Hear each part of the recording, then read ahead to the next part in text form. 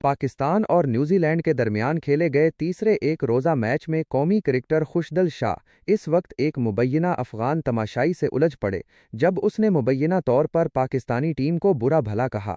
Media reports کے مطابق تماشائی نے مبینہ طور پر پشتو زبان میں پاکستانی ٹیم کے خلاف نازیبا الفاظ استعمال کیے اور پاکستان مخالف آوازیں نکالیں۔ خوشدل شاہ نے اس پر تماشائی کو منع کیا، جس پر افغان تماشائی نے مزید نازیبا الفاظ کہے۔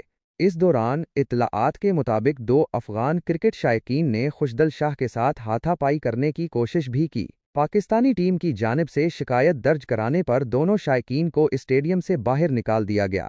میڈیا رپورٹس کے مطابق پاکستان کرکٹ بورڈ کی انتظامیہ نے قومی کرکٹر کے ساتھ بدتمیزی کی مذمت کی ہے۔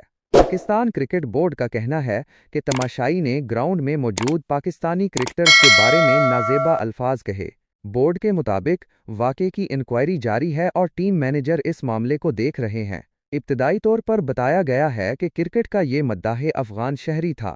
انتظامیہ نے مزید کہا کہ یہ ایک سنگین نوعیت کا واقعہ ہے اور وہ اس معاملے کی مکمل تحقیقات کر رہے ہیں اور خوشدل شاہ کے ساتھ کھڑے ہیں۔